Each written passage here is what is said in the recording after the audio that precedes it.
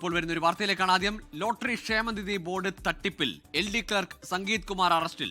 14.93 കോടിയുടെ തട്ടിപ്പ് നടത്തിയ കേസിലാണ് ക്ഷേമനിധി ബോർഡ് ക്ലർക്കിനെ വിജിലൻസ് അറസ്റ്റ് ചെയ്തത്. 24 ഇംപാക്ട്.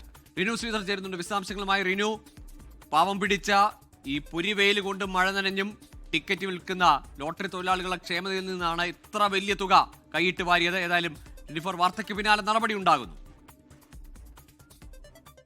2013-2020 കാലയളവിൽ ഏകദേശം 7 വർഷത്തോളം ഉള്ള കാലയളവിലാണ് ക്ഷേമനിധി ബോർഡിൽ നിന്ന് ഈ സംഗീത് ഏകദേശം 15 കോടി 14.93 കോടി രൂപയുടെ തട്ടിപ്പ് നടത്തിയത് എന്നുള്ളതാണ് വിജിലൻസ് ഇപ്പോൾ കണ്ടെത്തിയിട്ടുള്ളത്.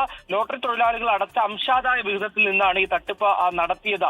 പല സംഘങ്ങളായി തിരിഞ്ഞുകൊണ്ട് വിവിധ തരത്തിലുള്ള അന്വേഷണങ്ങൾ നടത്തിയതിലാണ് ഇയാൾ തട്ടിപ്പ് നടത്തി എന്നുള്ളത് കണ്ടെത്തിയത്. ഇതിനെ തുടർന്നാണ് വിജിലൻസ് ഇപ്പോൾ ഇയാളെ കസ്റ്റഡിയിലെടുത്തിരുന്നത്. ആദ്യഘട്ടത്തിൽ ഇയാൾ ക്ഷേമനിധി ബോർഡിൽ തട്ടിപ്പ് നടത്തി. അത് കണ്ടെത്തിയെ തുടർന്ന് ഇയാൾ ക്യാൻസർ രോഗബാധിതനാണ് എന്ന അടക്കമുള്ള സർട്ടിഫിക്കറ്റുകൾ ഹാജരാക്കുന്ന ഒരു സാഹചര്യം ഉണ്ടായിട്ടുണ്ട്. പക്ഷേ ഈ തുകകളെല്ലാം വീട് ഉൾപ്പെടെ വെച്ച് വിൽക്കുന്നതിന് വേണ്ടി ഉപയോഗിച്ചു എന്നുള്ളതാണ് വിജിലൻസ് കണ്ടെത്തിയിരിക്കുന്നത്. ഇതിനെ തുടർന്നാണ് ഇപ്പോൾ അറസ്റ്റ് ചെയ്യുകയും ചെയ്തിട്ടുള്ളത്. ഈ രോഗബാധ സ്ഥിരീകരിച്ചുകൊണ്ടുള്ള സർട്ടിഫിക്കറ്റുകൾ ഹാജരാക്കിയതും വ്യാജമാണ് എന്നുള്ളതാണ് നിലവിൽ ഇപ്പോൾ വിജിലൻസ് കണ്ടെത്തിയിട്ടുള്ളത്. എന്തായാലും നിലവിൽ ഇപ്പോൾ ക്ഷേമനിധി ബോർഡ് തട്ടിപ്പുമായി ബന്ധപ്പെട്ടുകൊണ്ട് സംഗീത് ക്ലർക്കാണ്, LD ക്ലർക്കാണ് ഇയാളെ അറസ്റ്റ് ചെയ്തിട്ടുണ്ട്. പക്ഷേ ഇയാൾ മാത്രമല്ല ഇതിന്റെ പിന്നിൽ എന്നുള്ളതാണ് വിജിലൻസ് ഇപ്പോൾ സ്ഥിരീകരിക്കുന്നത്.